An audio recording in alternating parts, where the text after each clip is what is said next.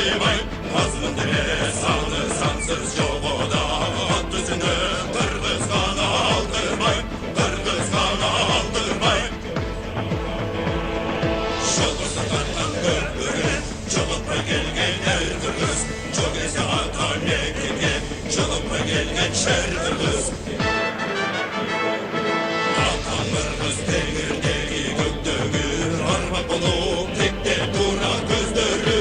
Ezzetidin yengegiçe kaluşu, erendirdin er oyunu köpörü, er oyunu köpörü. Şolgursa tartan köprüne, çolupra gelgen er Kırgız. Çok ese atan mekimge, çolupra gelgen şer Kırgız.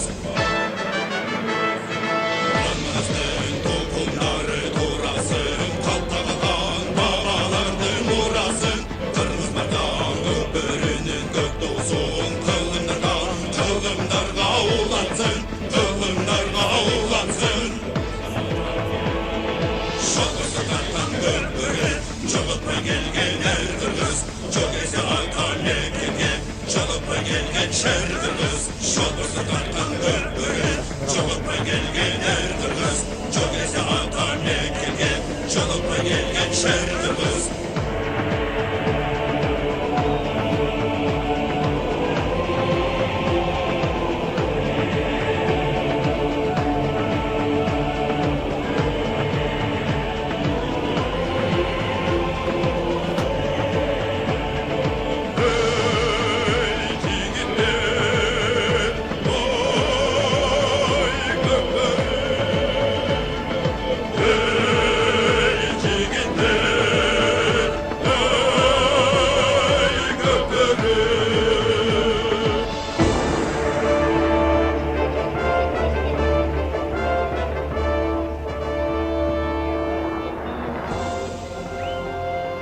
Саламатсыздар мекендештер, саламатсыздар КТК спорт каналынын көрөрмандары. Биз назарыңыздарды Бишкек шаарындагы Аккула ат майданындагы мына Нооруз майрамына карата өтүп жаткан турнирдин 3-чү орун үчүн болгон беттешин баштадык. Талас жана Бөрүлүү командалары, көк кийимчендер Талас, ал эми кызыл кийимчендер булар Бөрүлүү командасынын оюнчулары. Мына ушинтип чыныгы майрамдык маанай ат оюндарын сүйгөн бардык биздин мекендештер үчүн биз алгач баарыбызды ушул Нооруз майрамы менен куттуктап өтмөкчүмүн. Ал эми ортого келе турган болсок, ошентип мына алгачкы 20 мүнөттүк башталды. Бул 3-чү орун үчүн болгон беттеш Талас жана Бөрүлүү командалары. Да бир жолу алардын кийген кийим боюнча тааныштырып өтсөм, мына көк кийимчендер Талас, ал эми кызыл кийимчендер Бөрүлүү. Булар мына ушул 3-чү орун үчүн беттешке чыгуу үчүн буга чейин 8-1 финалдан бери ойноп келишти. Бөрүлүү командасы 8-1 финалда Көкжал менен ойноп 2-1 эсебинде уткан. Андан кийин чейрек финалда Ак Суу командасы менен ойноп аларды дагы 2-1 менен уткан. Жана финалга чыгуу үчүн болгон беттеште Сары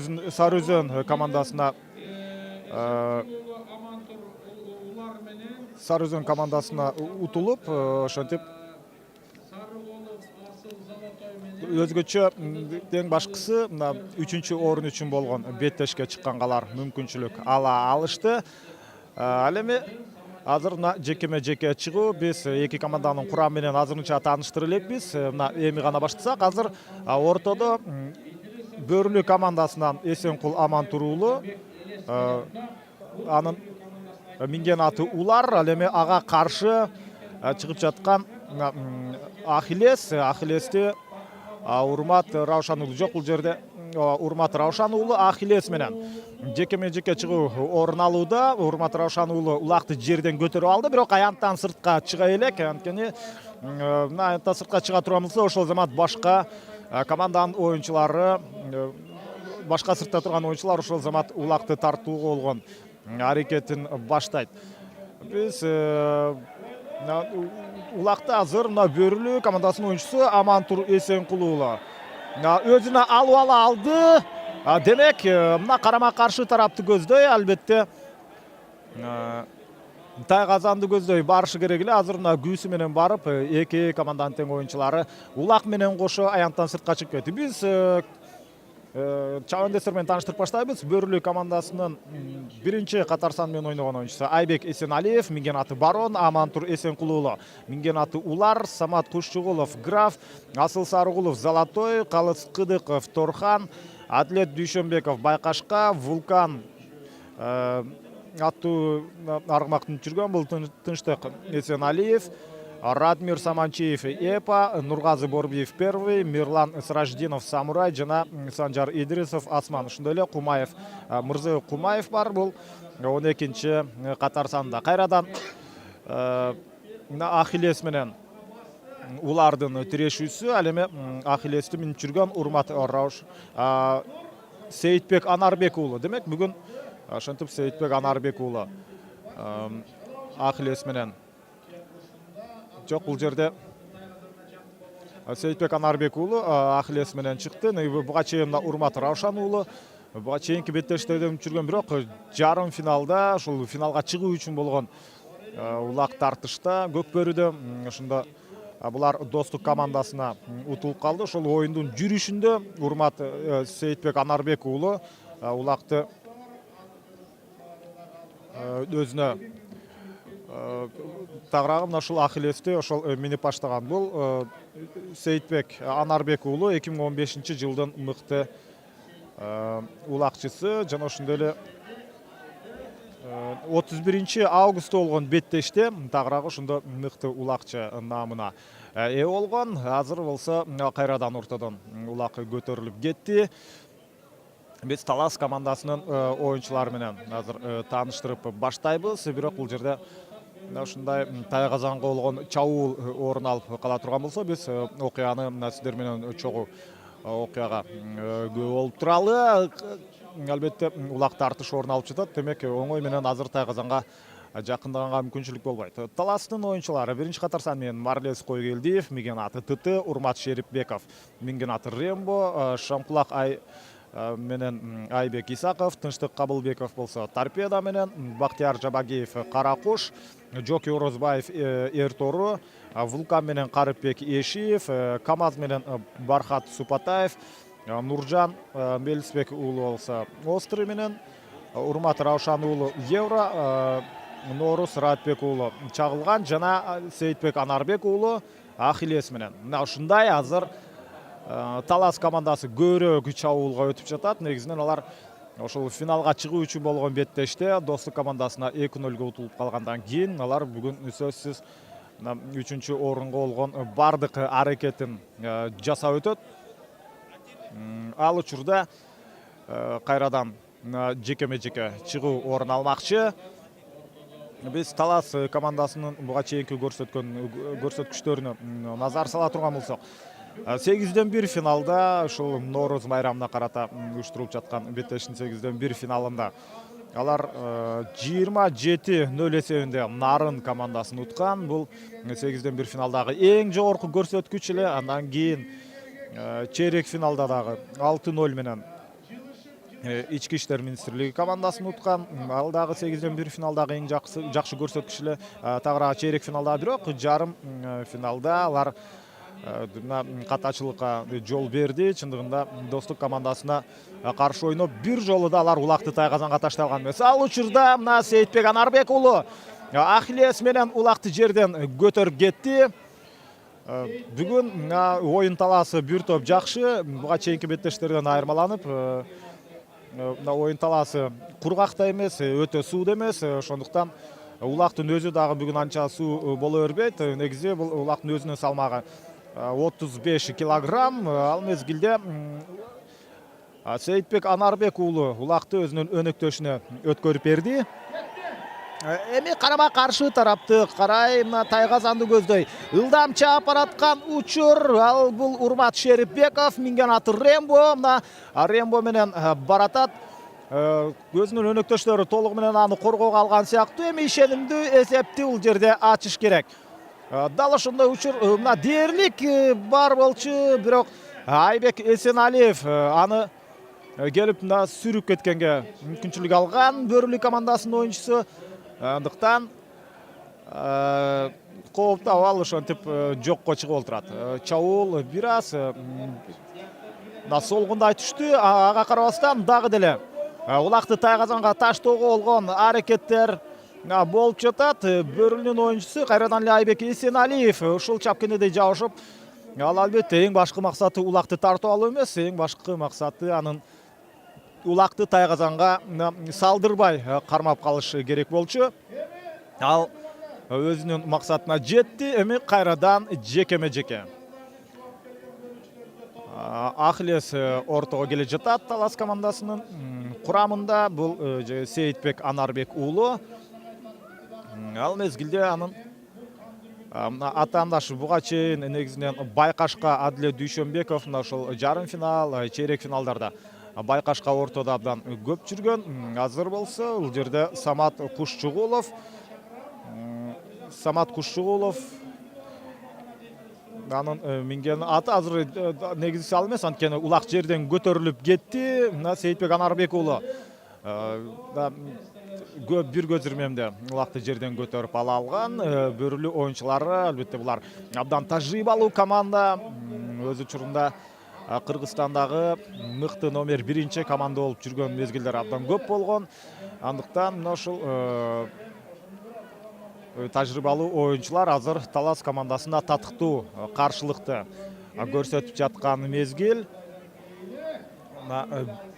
Азыр болсо Таластын өздөрүнүн тайгазаны жака улак келди. Ал мезгилде Талас оюнчулары улакты өз тарабына алганы менен аянттан кайрадан сыртка чыгып кеткен оюн орун алды.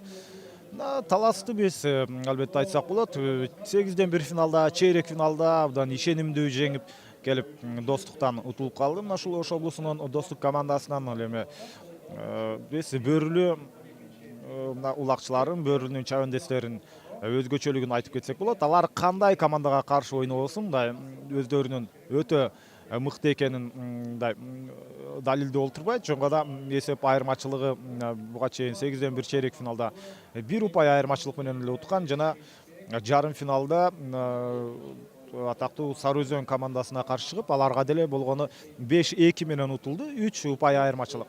Ушундайлар кайсыл команда болбосун ошого татыктуу атаандаштык көрсөтүп келген, бир калыпта ойногон команда болуп эсептелет. Ортодо кайрадан 1-1 чыгуу Сейитбек Анарбек уулу жана улар менен Амантур Эсенкул уулу. Бул ирет улакты жерден көтөрүп алганга мүмкүнчүлүк болду, бирок кимис экени азырынча такталып элек. Ушул белгиленген чийиндин ичинде улакты алганга, тагыраагы өздөрүнө алып алганга аракетин жасап жатат. Сейитбек Анарбек уулу такымга улакты басты, андыктан Амантур Эсенкул уулу ал эми артта калды. Демек азыр Ахилес менен ой, кандай өзгөчө көрүнүш. Бөрүлүнүн оюнчусу ушундай көз ачып жумганча Сейитбек Анарбек уулунан улакты алып кетти. Мүмкүн Сейитбек бул жерде өзүнүн өнөктөшүнө улакты берем деп жаткан учур болсо керек. Эмнеси болсо дагы ал анын катачылыгы Бөрүлүү алгачкы 20 мүнөттүктүн алгачкы мүнөттөрүндө татыктуу жакшы оюнду көрсөтүп жатат. Талас командасына ылдам упай алуу мүмкүнчүлүгү болгон жок. Ошол замат бул ирет болсо Нургазы Борбиев минген аты первый. Мына ошол Нургазы Борбиев жана Амантур Эсенкул уулу азыр ойноп жаткан мезгили. Булар 8-1 чейрек финал жок, чейрек жана жарым финалдарда упай алышкан. Амантур Эсенкул уулу болсо жалпысынан 3 жолу улакты тайгазанга салган. Бул турнирдеги Бөрүлүнүн курамындагы эң күчтүү оюнчулардын бири болот. Азыр Мырзабек Кумаев жана Нургазы Борбиев бул Бөрүлүү командасынын курамындагы оюнчулар. Улак Талас командасында ошол замат Карипбек Эшиевке улак өткөрүлүп берди. Ал Вулкан менен чаап бараткан учурда катар менен 2 оюнчу Амантур Эсенкул уулу жана Санжар Идрисовдор каршылык көрсөтүп, өз тайказанына жеткирбей эле мына ортолук бөлүктөн эле аларды кармап калды. Бирок дагы деле улак Таласта азыр өзүнүн өнөктөшүн жылоолоп баратканы менен анын эки тарабында эки атаандаштын оюнчулар жүрөт. Азырында кайрадан Тайгазанга жакын келди. Эми эсеп бул жерден ачыла турган мүмкүнчүлүк албетте боло койгон жок. Эң акыркы учурда гана ортолук бөлүктөн келе калып Бөрүлүнүн оюнчусу ага тоскоолдук жаратып калды. Биз албетте бул 3-чү орун үчүн болгон беттеште улакты Тайгазандан көрө элекпиз. Эсеп сандары 0-0. Канчанчы ирет азыр Карыпбек Эшиев дагы бир чабуулга өтүүнүн аракетин жасап жатат. Нургазы Борбиев аларга каршылык көрсөтүп, албетте улакты бир тойло Тайгазандан алыска жылдырып салышты аттар менен кошо. Эң башкысы улак аянттан сыртка чыккан жок. Эми улак тартыш канчалык көпкө созулганы менен Талас командасынын оюнчулары улакты толугу менен өздөрүндө алып турат. Жана аларга бир гана нерсе Тайгазанга мына ушул улактын салынышы гана жетпей турган мезгили. Бул жерден кооптуу абал кайсыл жерден жаралат. Дагы деле Карыпбек Эшиев улакты өзүндө алып жүрөт. Анын минген аты Вулкан. Өзгөчө жакшы көрүнүштөгү улакты көрүп атабыз. Анткени жекеме-жеке чыгуулар азыраак, ал эми ат үстүндө ушундай тартышуулар, тактикалык жүрүштөр орун алып жаткан учурда Амантур Эсенкул уулу Чапкенеде улакка жабышкан, бирок ал аны тартып алганга мүмкүнчүлүгү болгон жок. Дагы бир жолу чабуулга Талас оюнчулары өтүп көрөт. Негизинен мына ушул Көкбөрү федерациясы уюштуруп жаткан Нооруз майрамына карата Көкбөрү турнири. Бул расмий беттеш турнир болуп эсептелет. Мындан кийинки оюн албетте 9 май Улуу Ата мекендик жеңиш күнүнө карата өткөрүлөт. Ага чейинки 2016 жылдагы эң негизги беттеш жана анда эсеп сандары дагы деле ачылган жок. Мына Тайгазанга канчалык жакын келген менен окуя дээрлик акыркы 4-5 мүнөттө жалаң Бөрүлү командасынын Тайгазанынын жанында болууда. Улак жерге түшкөндөн кийин эми Бөрүлүнүн оюнчусу аны өз карамагына алды. Карама каршы тарапты көздөй мына жебедей сызып бара жаткан учур Нургазы Борбиевке улак өткөрүлүп берилди. Ал первый менен баратат жана эсеп сандары ачылбай калды. Ай. Мына өзгөчө көрүнүш. Тайгазанын кырына тийген улак кайрадан сыртка түшүп калган. Бул иретна Самат Кушчугулов жерге түшкөн улакты көтөрүп кетти. Ошентип биз мына Талас командасы канчалык чабуулга көп өтпөсүн, бирок эң кооптуу абалды 100% мүмкүнчүлүктүү Бөрүлү командасы түзө алды. Мындай көрүнүш менен демек 3-чү орун үчүн болгон беттеш кызуу жүрөрүнөн эч кандай шек санабай эле койсок болот. Бул беттеште шарттуу түрдө фаворит албетте Талас командасы, бирок иш жүзүндө аларга мына өтө оор болуп жаткан мезгили. Ортолук бөлүктөн азыр жекеме-жеке 6-чы катар санда ойногон Адилет Дүйшөнбеков Байкашка менен мына эми гана ортого чыкты. Байкашканын ээсинде Талант Дүйшөнбеков улакты көтөрүп ала алды. Ага каршы Сейитбек Анарбек уулу Ахилес менен чыккан. Бул ирет чабуулга өткөнгө кандай шарт болот? Бөрүлүнүн оюнчусу Айбек Эсеналиев улакты жерден көтөрүп кеткен. Ошол заматандан Марлис Койгелдиев минген аты ТТ Тайгазанды көздөй баратат. Биринчи тайм акырындап соңуна жакындап баратат. Биз эсеп сандары ачылганын көрө элекпиз. Бөрүлү командасында ушунчалык жакшы мүмкүнчүлүк болду. Улак аянттан сырткан жок, андыктан андан ары оюн уланы өрөт. Эми кандай болот? Эки оюнчу, Таластын оюнчусу улакты Тайгазанга салганга аракет жасашты. Бул ошол эле Жоки Орозбаев жана Марлис Койгелдиев экөөлөп улакты кош такым менен Тайгазанга салганга аракет жасаган. Бирок мындай жерде жакшы шарт түзүлбөсө, албетте 35 килограммдык улакты оңой менен бир кол менен ыргытып кетүү Тайгазанга бир тойло оорлук кылат. Тактикалык жүрүш албетте бул жерде өзгөчө. Азыр эми дагы деле улак салганга шарт болгон жок талас оюнчуларында. Сүрмө топ эч кандай сүрмө топтон суурулуп чыкканга эч кимде мүмкүнчүлүк жок. Талас командасы суурулуп чыга албайт, анткени алар Бөрүлүнүн тайгазанынын жанында.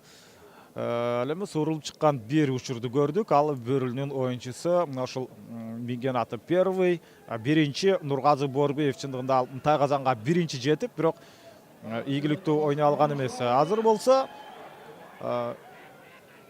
улакты Марлес Койгелдиев өзүнүн өнөктөшүнө өткөрүп берди. Анда дагы улак тартышта Бөрүлү ийгиликтүү болбогону менен коргонууда өз максатына толук жетип, өз тайгазанын азырынча кургак сактап турат. Бирок бул канчага чейин уланат? Чабуулга канчалык көп өтсө, сандан сапатка бирөөсүндө болбосо бирөөсүндө албетте сөзсүз мүмкүнчүлүк болот.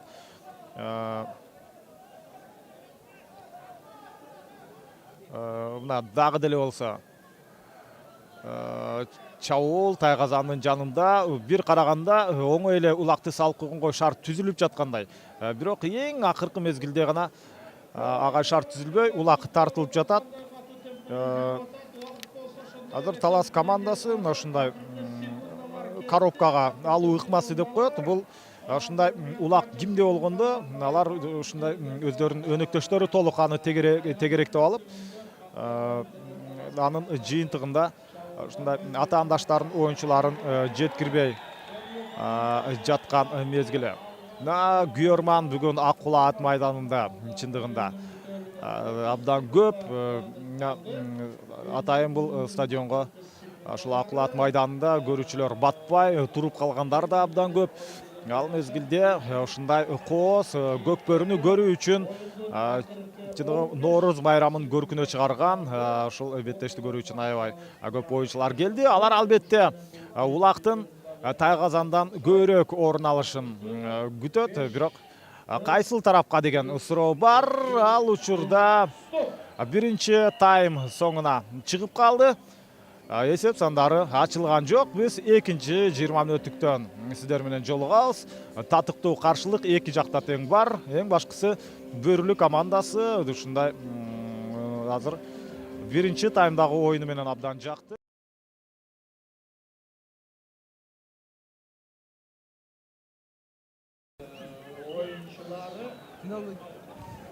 Мына ошентип 3-чү орун үчүн болгон беттештин экинчи таймы башталды. Бул жерде мына көк кийимчендер талас командасы, эми Бөрүлү кызыл кийим менен биринчи 20 мүнөттүктө эсеп сандары ачылган жок. Ортолук бөлүктөн улакты жерден эңип кетүү болгон аракет. Ал мезгилде ошентип Урмат Раушан уулу улакты жерден алып өзүнүн өнөктөшүнө өткөрүп берди. Булардын албетте экинчи 20 мүнөттүктө тайгазаны алмашты. Андыктан эми оң жактагы тайгазанда албетте талас командасы камалоого алат. Сол тараптагыны Бөрүлү. Буга чейинки биринчи 20 мүнөттүктө өзгөчө тактикалык жүрүштөр орун алды. Талас командасы биринчи номер менен ойноп, алар улакка ээлик кылып көбүрөөк чабуулга талас командасы өткөнү менен эң кооптуу абал 100% мүмкүнчүлүк Бөрүлүдө болуп, алардын ойчусунун ыргыткан улагы ушундай тайгазанын кырына тээп кайрадан сыртка түшүп калган. Мына ушул гана эң эсте кала турган учур болду 20 мүнөттүктөгү. Андыктан 3-чү орундун тагдыры оңой менен чечиле бербечүдөй. Сейитбек Анарбек уулу Ахилес менен ортодо жекеме-жекеде. Эми ага каршы чыккан Бөрүлүдөн Самат Кушчугулов, Миңген аты Граф менен Ахилестин каршылыгы болуп жаткан учурда Сейитбек Анарбек уулу улакты мына өз карамагына толук алып алды. Эми ал азыр улакты тайгазанга сала турган тарапка мына карама каршы турат. Анын арчаанда мына оң жактагы тайгазанды көздөй сапар алыш керек. Мына эми жөнөп берди. Өзүнүн өнөктөштөрү толугу менен ага мүмкүнчүлүк түзүп бериши керек. Бирок тайгазанга жакындаган учурда Бөрүлүнүн оюнчулары коргонууда. Негизинен Бөрүлүнүн коргонуусу абдан мыкты болуп жаткан мезгили. Өз командасына, өз тайгазанына бир да улакты азырынча өткөрө элек. Азыр мына эсеп сандарын ача турган учур келген менен өз кезегинде Самат Кушчугулов Бөрүлүнүн оюнчусу атаандашына каршылык көрсөтүп, дагы бир жолу мына ушундай улакты тайгазанга салганга шарт түзүп бере койгон жок. Бул ирет дагы андай мүмкүнчүлүк жок. Негизинен Талас командасы албетте биз шарттуу түрдө фаворит болуп эсептелерин айттык. Алар биринчи орун үчүн болгон өзүнүн күрөшүн биринчи орунга болгон үмүтү бар болчу, бирок жарым финалда утулуп калды. Бул 31 августта болгон беттештин президенттин кубогу үчүн болгон беттештеги жеңүүчүлөр ушул Талас командасы. Бөрүлө акыркы жылдары байгелүү орундарга илингени менен биринчи орун үчүн акыркы жылдары беттеше элек. Айрыкча финалга чыга элек. Азыр эсеп саны ачылды. Ошентип 1-0 эсебинде Талас командасы алдыга озуп чыкты. Бул Норуз Раатбек уулу. Эгерде мен жок, Жоки Орозбаев.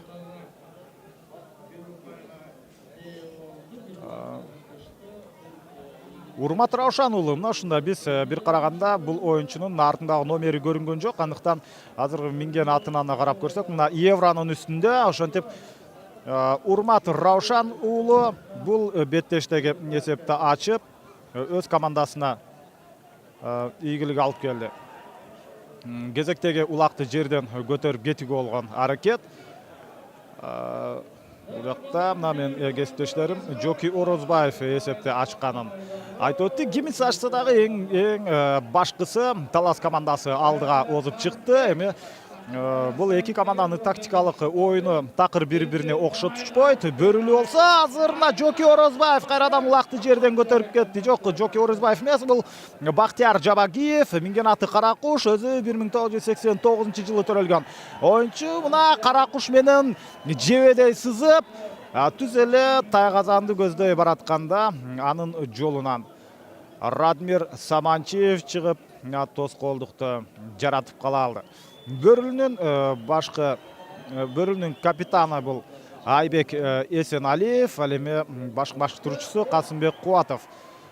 Бөрүлүнүн бул көк бөрүнү алып баруусу, тактикалык жүрүштөрү заманбап деп эсептелет. Абдан кооз оюнду. Бардык командалардын ичинен эң кооз оюн ушул мына Бөрүлүнүн аткаруусунда болот деп, муну бардык эле көк бөрү сүйүүчүлөрү жакшы билет. Ал эми Талас командасынын минген аттары абдан мыкты. Алар албетте ушул минген аттарынын артыкчылыгын колдонуу менен ушундай ошонун негизинде оюнун жүргүзүп, аларга бир топ ийгиликтерди мына бул аракеттер өз кезегинде алып келип жүргөн. Азыр мына бир караганда жөнөкөй болгону менен түз эле тайгазанын жанына чейин келгенге мүмкүнчүлүк ала алды. Бирок андан албетте эсеп сандары 2-0-га жете койгон жок. Бул Бөрүлүнүн ушундай заманбап кооз оюнду жүргүзүүсүнүн дагы бир себеби бар. Бул Касымбек Кубатов команданын жетекчиси болсо, анын бир тууганы Каныбек Кубатов ушул көк бөрүнү жаңы бир деңгээлге алып чыккан.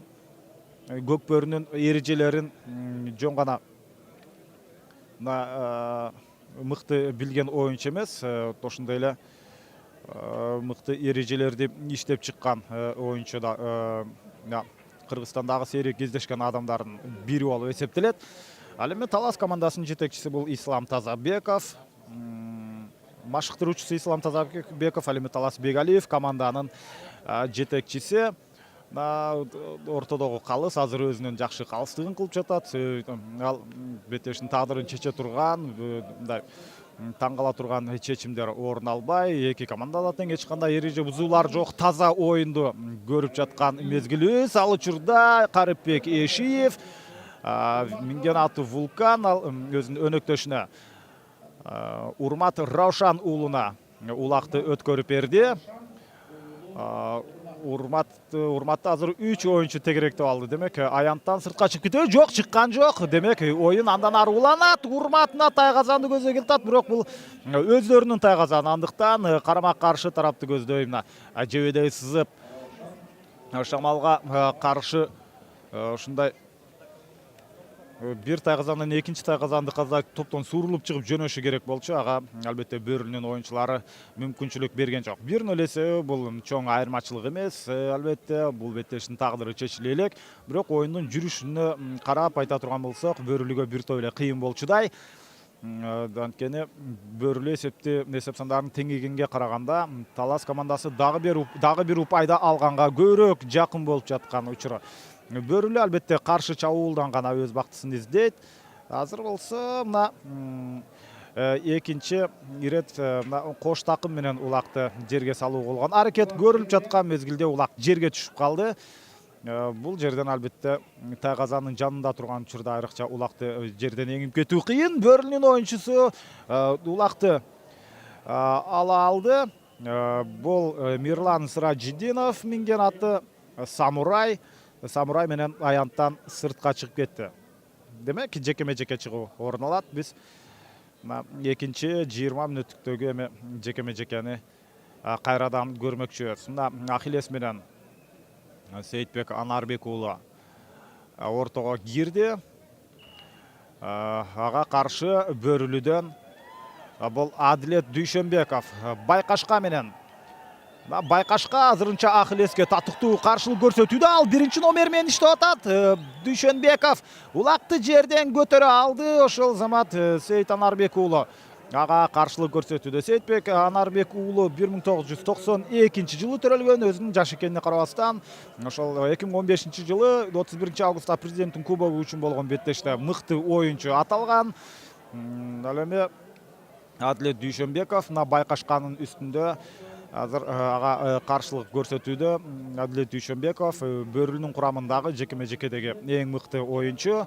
Ал буга чейинки ошол Көкжал менен болгон беттеште жана ошондой эле Ак Суу менен болгон оюнда дагы татыктуу оюн көрсөткөн. Андан сырткары Сары Өзөн менен ойноп, Сары Өзөнгө каршы татыктуу туруштук бере алышты. Албетте 5 эсебинде утулган.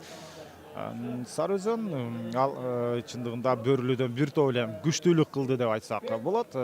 Ага карабастан чейрек финалдагы эң татыктуу, эң кооз оюндардын бири ушул Сары Өзөн менен бөрүлүнүн ортосунда болгон тагыраагы жарым финалда, мына финалга чыгуу үчүн болгон беттеште.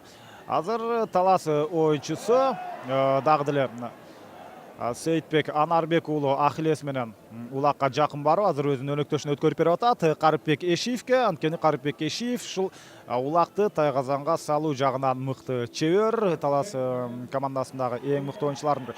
Мына Карипбек Эшиев өзүнүн өнөктөшү аркылуу улакты салып, ошентип эсеп саны 2-0 жетти. Карипбек Эшиев, Азамат анын өнөктөшү бул жерде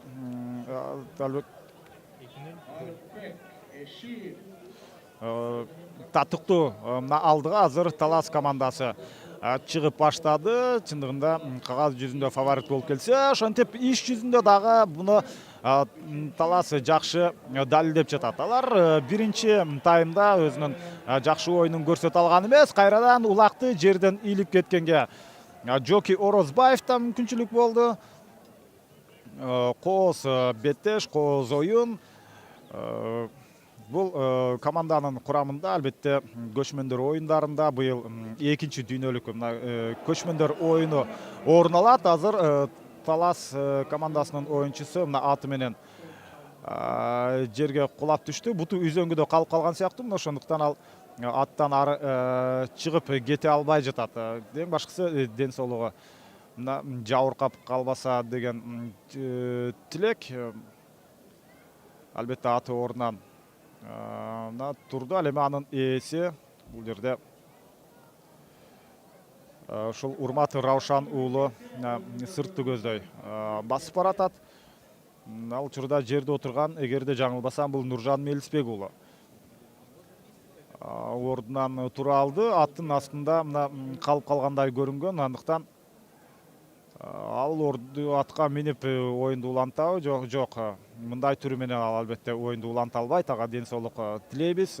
Эртерээк сакайып өзүнүн мына сүйгөн спортунун түрү болгон ушул көкбөрүнү мындан ары дагы ойноп кетет деген тилегибиз бар. Эң башкысы ага ден соолук каалайбыз. Ал эми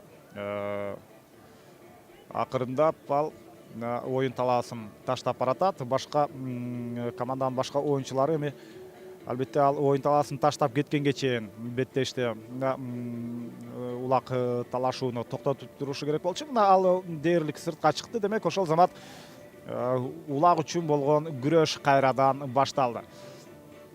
2-0 эсеби бул Талас командасына ошол эсептин жыйынтыгында мындан ары беттешти өткөргөнгө албетте шарт түзүп берет.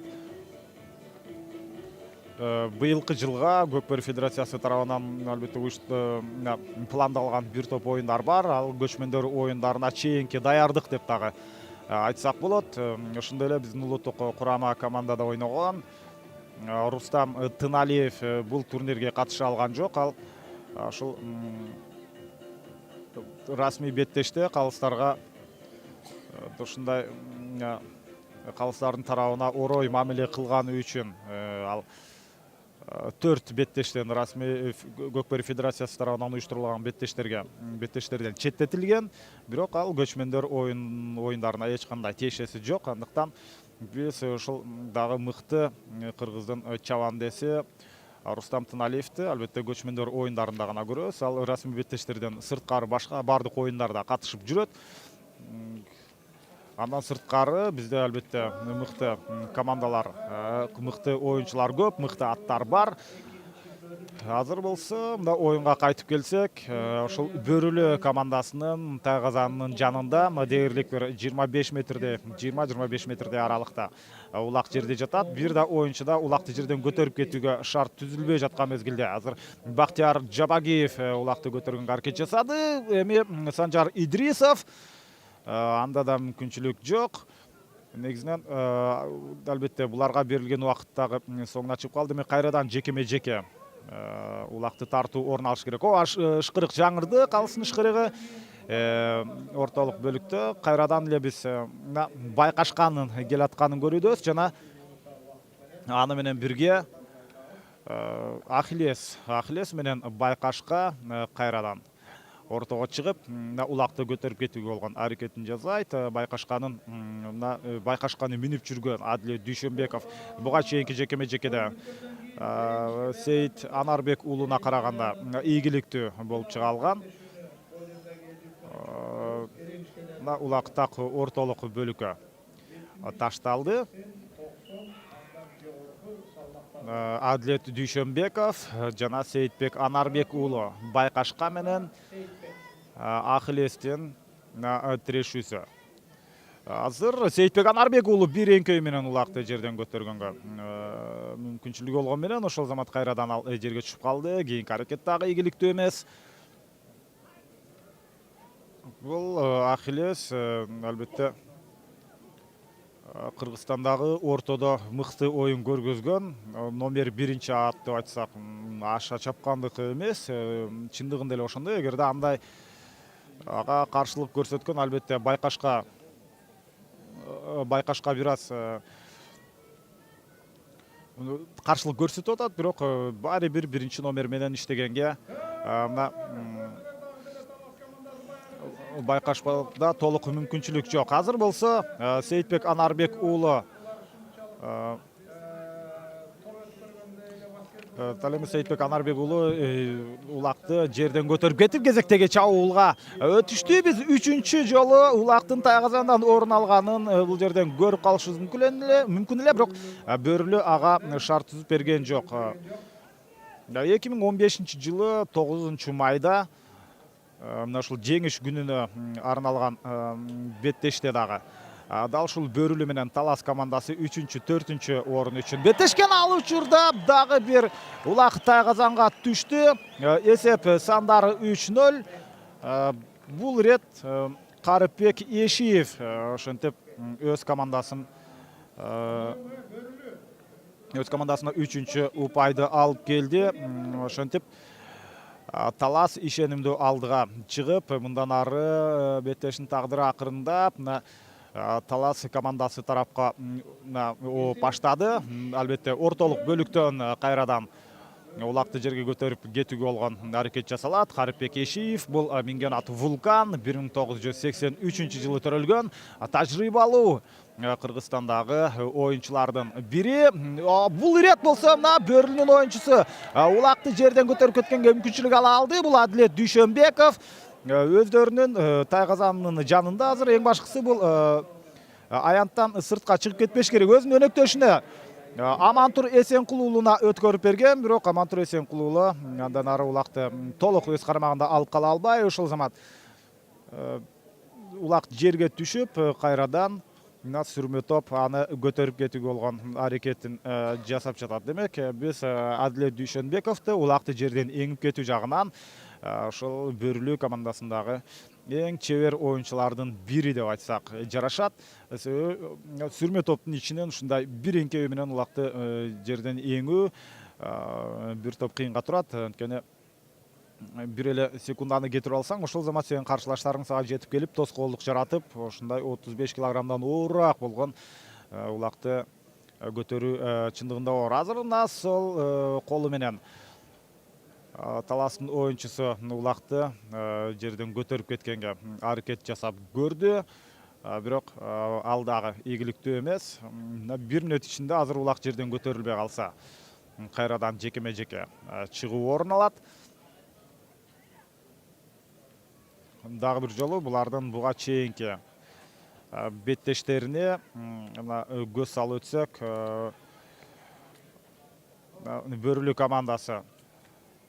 Бөрүлүү командасы Көкжал менен ойноп, биринчи 8-1 финалда алар чоң каршылыкка туш келген. Көкжал тарабынан негизги убакыт жана кошумча убакыт 0-0 менен аяктагандан кийин Булиттин эсебинде гана 2-1 менен уткан болчу. Андан кийин 2-1 эсеби менен Ак Суу командасын утту жана Сары Өзөнгө 5-2 эсебинде утулду.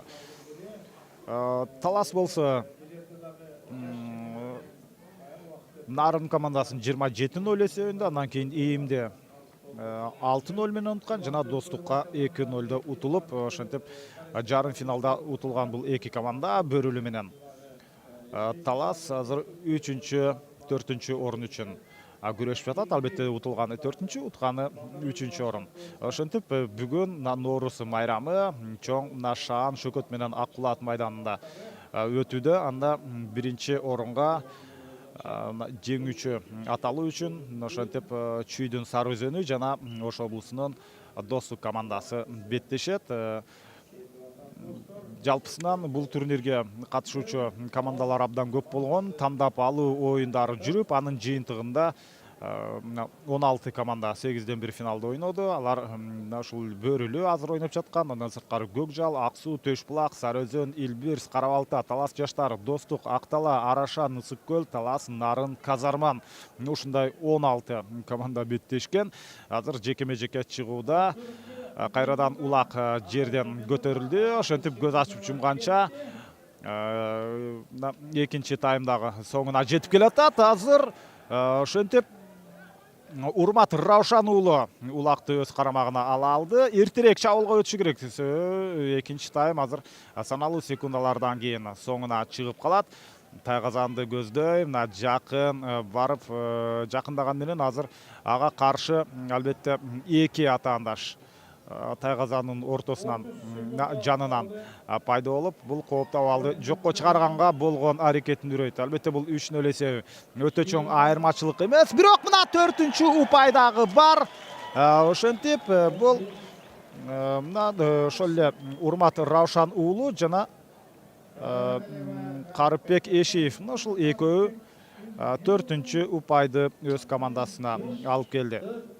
Экинчи тайм ал учурда соңуна чыкты. Эсеп сандары 4-0. Экинчи бөлүктө ачыгын айтыш керек, Талас командасы ушунчалык ийгиликтүү ойноп, толугу менен оюнун жүрүшү боюнча татыктуу түрдө алдыга озуп чыкты. Биз 3-20 мүнөттүктөн жолугабыз.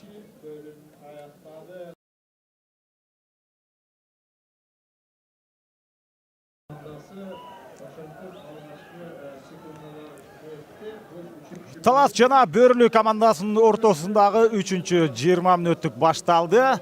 Көк кийимчендер Талас, ал эми Бөрүлүү кызыл кийим менен экинчи таймдын жыйынтыгы боюнча эсеп сандары 4-0. Анда ушул Карыпбек Эшиев, ошондой эле Урмат Раушан уулу, Норус Раатбек уулу сыяктуу оюнчулар Жоки Орозбаевдардан жакшы оюнду көрсөтүштү. Андан башка негизинен Талас командасынын бардык оюнчулары айрыкча экинчи бөлүктө абдан мыкты болушкан. Азыр Норус Раатбек уулу атаандаштын тайгазанын көздөй баратат, бирок 3 оюнчу аны толугу менен камалоого алып, албетте улакты тартып алганга да жетишти, бирок чийинден сыртка чыгып кеткендиктен эми кайрадан жекеме-жеке. Тагыра кайрадан эмес, алгачкы ирет бул беттештеги 3-чү таймдагы жекеме-жеке чыгуу орун алат. Биринчи 20 мүнөттүктө Талас командасы бир да жолу тайгазанга улакты сала албай калгандан кийин экинчи 20 мүнөттүктө өзгөчө жакшы ойношту. Бөрүлүнүн оюнчулары тескерисинче коргонууда анчалык мыкты болуп чыккан жок. Эми 3-чү бөлүк ар бир таймдын өзүнүн тагдыры бар. Эми 3-чү бөлүктө кандай? Ал учурда Бөрүлүнүн оюнчусу Амантур Эсенкулуулу уулары менен жана ага каршы Ахиллести минип жүргөн Сейитбек Анарбек уулу. Жок, Байкашка менен Амантур Эсенкулуулу жана Ахиллес менен Сейитбек Анарбек уулу. Ортодо азыр улакты жерден көтөрүп алгандан кийин экөө аянттан сыртка чыкпай улакты улак кимде болот деп чечип алууга аракет кылып жаткан. Сейитбек Анарбек уулу Ахиллес менен улакты өз карамагына ала алды. Эми сүрмө топ улакты тартышуу болгон аракеттер орун алууда. Ал учурда Сейитбек Анарбек уулу улакты өзүнүн өнөктөшүнө берип, Жоки Орозбаевда, бул минген аты Эртору, өзү 1989 жылы төрөлгөн. Демек, азыркы учурда 27 жаштагы Жоки Орозбаев азыр жакындап тайгазанын тегерегинде жүрөт. Урмат Шерипбеков анын жанында ушул экөө кош такым менен улакты тайгазанга салганга албетте аракеттерин көрмөк. Ага карабастан Жоки Орозбаев дагы деле болсо улак менен бул ирет эми 3-чү таймдагы алгачкы упайды салса болот. Аракет көрүлдү, ийгиликтүү эмес. Бул 3-чү таймдагы алгачкы улактын тайгазанда болгону алгачкысы болмок, бирок негизинен бул таймдын гана. Ал эми экинчи бөлүктө Талас командасы 4 жолу улакты тайгазанга салган. Дагы деле Жоки Орозбаевда улак. Таптакыр Бөрүлү командасынын оюнчулары тайгазанга жакын жеткирбей жаткан мезгили. Бөрүлүнүн каршы чабуулу канчалык кооптуу болорун биз ушул биринчи таймда көргөнбүз. Анда жебедей сызып барып, өзү жалгыз барып ыргыткан улагы гана тайгазанга түшпөй, тайгазанын кырынан ары кеткен болчу. Азыр сүрмө топ таптакыр анын ичинен ыңгайлуу учурду таап чыкканга Талас оюнчуларында мүмкүнчүлүк болбой жаткан мезгили. Дагы бир аракет жок. Азыр тайгазанда мурда улакты өздөрүнө ийгиликтүү алганга жасалган аракет. Норус Раатбек уулуна улак өткөрүлүп берди. Норус Раатбек уулу албетте карама каршы тарапка оратат. Ал бул жерде аттын оозун буруп, эми артты көздөй кетиш керек. Эки оюнчуну тең артта калтырганга мүмкүнчүлүк болгон. Ошол замат кайрадан Санжар Идрисов анын жолунан чыкты. Эми чабуул жок, бул Урмат Раушан уулу өзү жалгыз келди. Мындай жалгыз келгенде такымга басылып турган улак тайгазанга түшө бербейт. Андыктан ал мезгилде мына өзүнүн өнөктөшү аркылуу Урмат Раушан уулу жана Жоки Орозбаевдар дагы бир аракет жасады. Канчалык аракет күчтүү болгону менен албетте Бөрүлү оюнчулары жөн жүргөн жок. Алар эң башкысы ушул бардык башка жагынан утулганы менен эң башкысы тайгазанын тегерек четинде алар жакшы оюнду көрсөтүп, толук мүмкүнчүлүктү түзүп бербеши керек. Жоки Орозбаев менен Урмат Раушан уулу дагы деле аракетин көрүп жатат. Мына бул ирет тайгазанга улак түштү. Ошол эле Жоки Орозбаев менен Урмат Раушан уулу өз командасына 5-чи упайды алып келди. Улак тайгазанда. Бул беттештин демек Нооруз майрамына карата уюштурулуп жаткан ушул Көкбөрү турниринин 3-чү орунунун ээси, албетте Талас командасы деп айта берсек болот. Беттештин тагдыры дээрлик 90%га чечилип калды. Эми Бөрлүгө албетте калган 3-чү бөлүктүн калган убактысында ушунда 5 упайды алып келүү бир топ кыйынга турат. Бирок аларда эсеп сандарын кыскартканга албетте мүмкүнчүлүк болот. Же башка суроолор бар. Талас командасы дагы канча ирет улакты тайгазанга салат деген. Бөрлү бул турнирде ушундай 5 упай айырмачылыгы менен утулуп көрө элек. 2 жолу 1 упай айырмачылык менен уткан, ал эми 1 жолу 3 упай айырма менен ошол Сары Өзөндөн утулган болсо, азыр мына Азамат ушинтип улакты жерден көтөрүп кеткенге Нургазы Борбиевде мүмкүнчүлүк болду. Ал первый менен алдыда баратат. Карама каршы тарапты көздөйм. Бардык ойчулар анын артында. Биз первыйдын ылдамдыгы канчалык күчтүү экенин билебиз. Андыктан жана ылдам чабуул менен ыргытып кете ала улакты. Жок. Аты абдан жакшы барды. Аты ушунчалык ыңгайлуу барды тайгазанга, бирок ал өзү улактын ыңгайлуу жерине эрдин кашына койбостон ал албетте эмнеге эрдин кашына койгон жок, анткени бир оюнчу, атаандаш оюнчусу аны каршы алып барган, ошондуктан андан улакты алып качам деп оң такымга басып алган. Ошол такымда басылган бойдон ал жерде улак ушундай ыңгайлуу учурга келбей калды, бирок кооптуу абал жаралды деп айтсак болот. Ал учурда мына Таластын оюнчусу улакты жерден алган. Мына бул ирет Азамат ийгиликтүү болуп жаткан. Карипбек Эшиев улакты кармап туруп кайрадан кое берди. Дагы аракет ийгиликсиз. 3-чү бөлүктө ошентип Бөрлү командасынын дагы бир кооптуу абалын көрө алдык. Ал учурда албетте бул эч кандай эреже бузуу болуп эсептелбейт. Ошондуктан мында кулап аттан жыгылып түшкөнүнө карабастан Бактияр Жабагиев кайрадан кара кушка секирип минип, кара куш дагы ордунан атырылып туруп беттешти андан ары улантып кетти. Улак дагы деле жерде эми жекеме-жеке чыгуу орун алат. Байкашка менен жекеме-жеке чыгууга Бөрлүнүн оюнчусу келатканын көрүп атабыз. Бул Амантур Эсенкулуулу. Ал уларды эмес, Байкашканы минип бул беттешти жекеме-жекеге чыгууга аракетин көрүп турат. Ал эми Ахиллес менен кайрадан эле Сейитбек Анарбек уулу ортодо.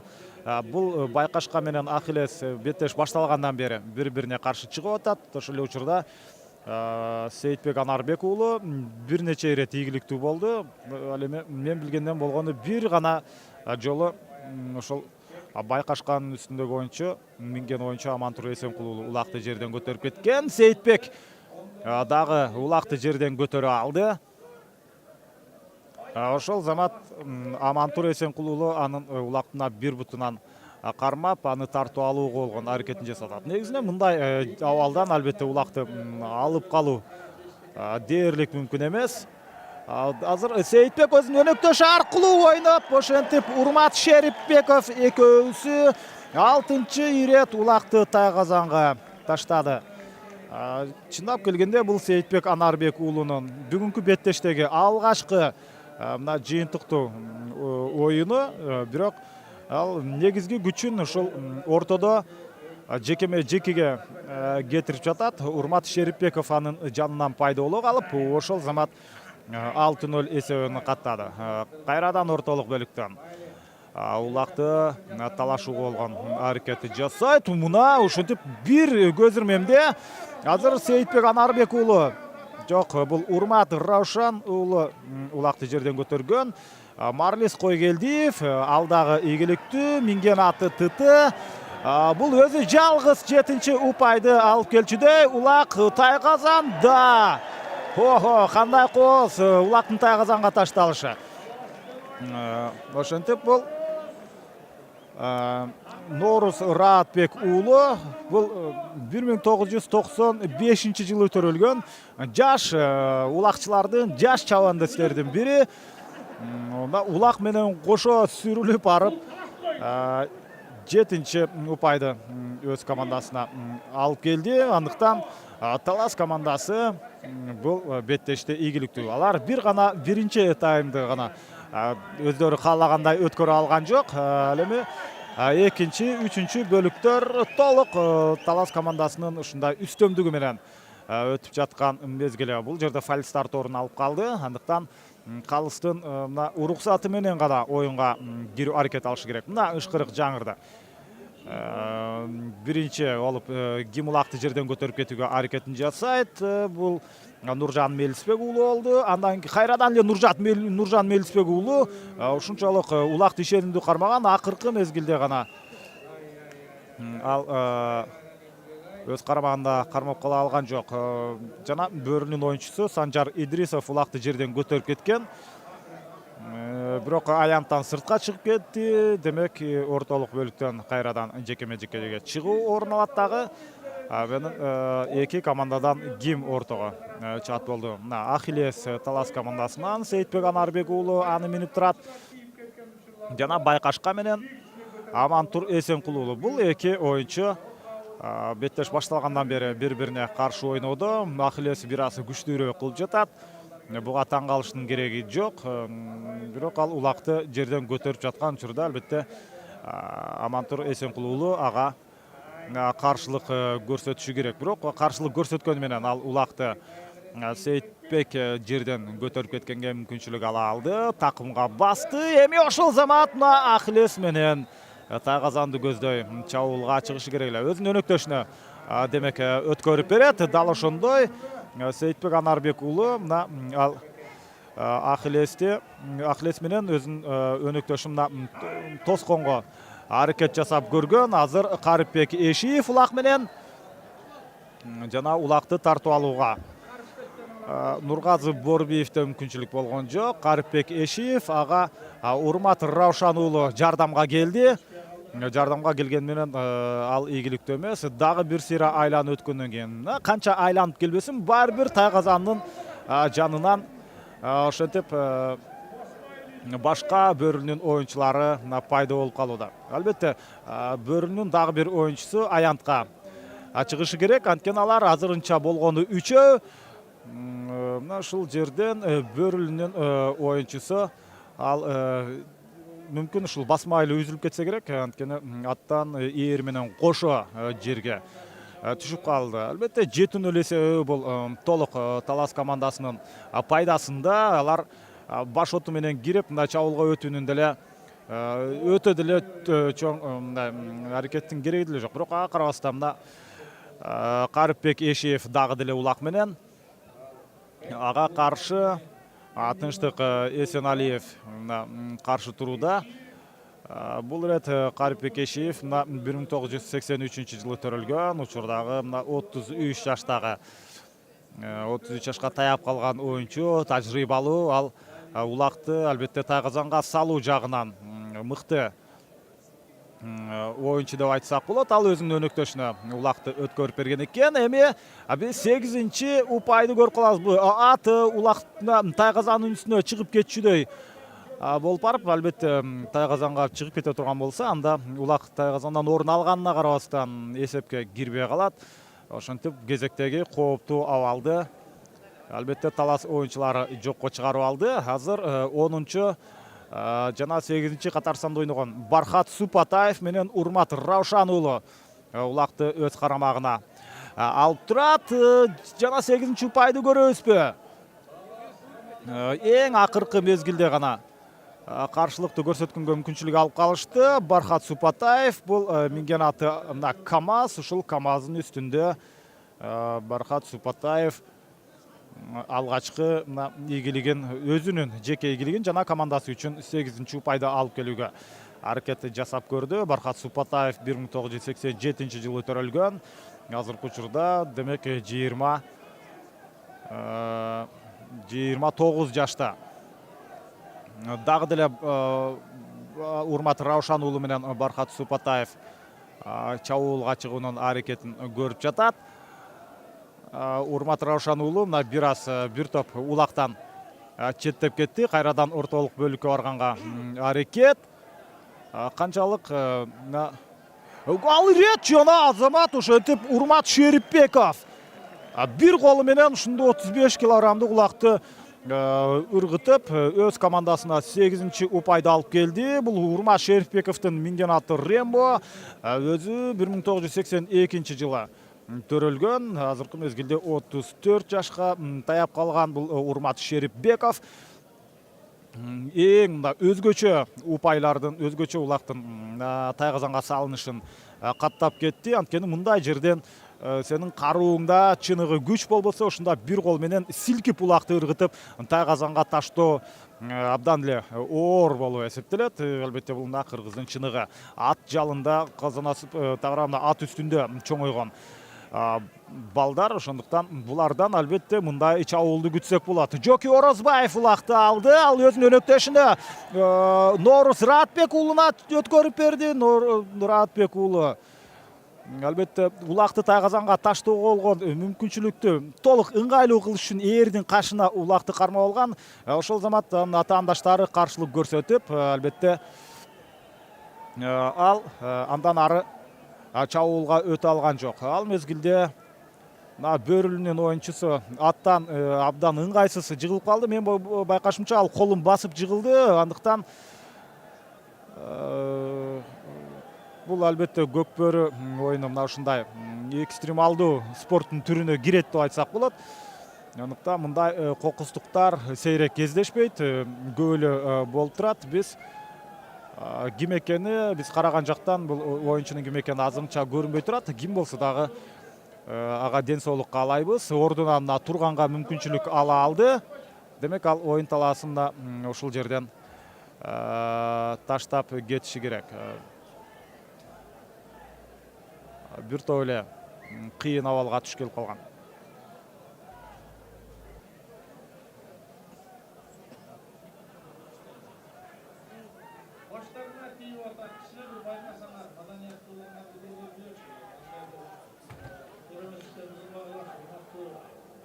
Мына азыр ошентип бөрүлүү командасынын тайгазанын четинде кайрадан улакты жерден көтөрүп кетүүгө болгон аракеттер орун алууда. Ал учурда мына ушул бөрүлүүнүн бир оюнчусу жаракат алып калган. Ал ден соолук, ийгилик ал оюнчуга тилеп өттүк. Бул көкбөрүнүн өзү жүрүшү ушундай. Бул жерде чыныгы жогорку ылдамдык, абдан жогорку деңгээлде ушундай динамикалуу оюн ат үстүндө ойноп жаткан учурда бир топ кокустуктар болуп кетеринен биз эч кандай таң калбай эле койсок болот.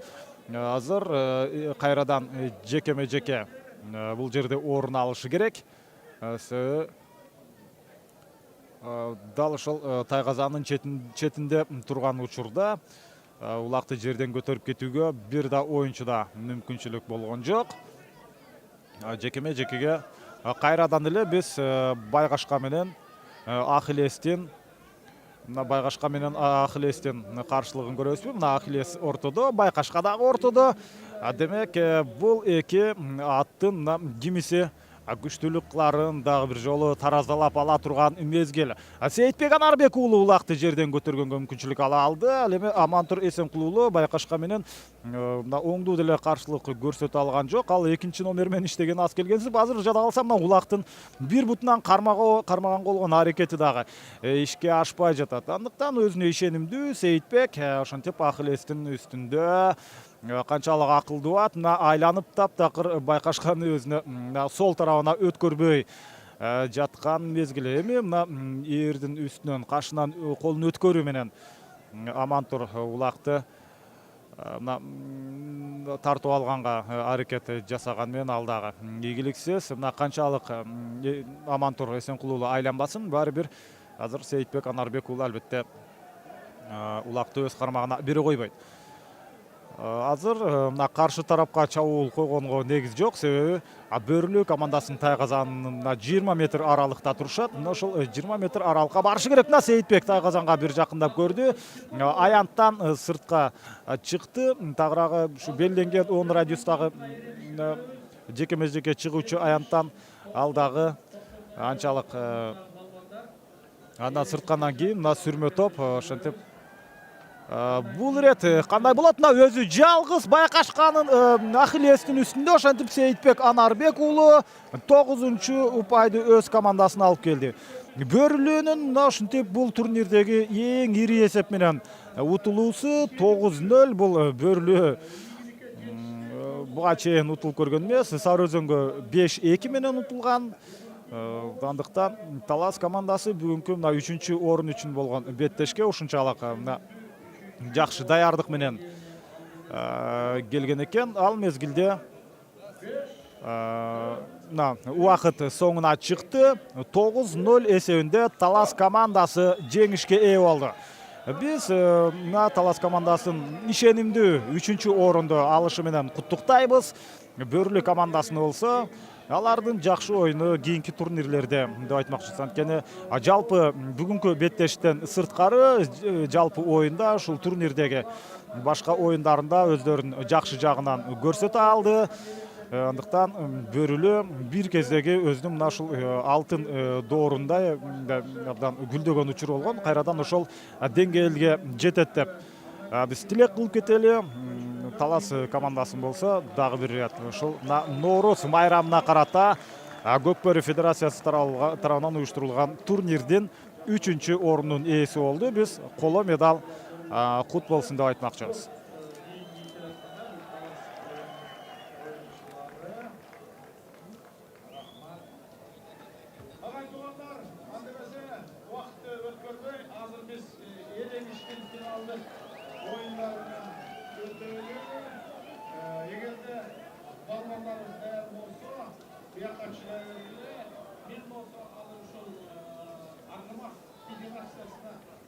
Mikrofondu ötkürüp beren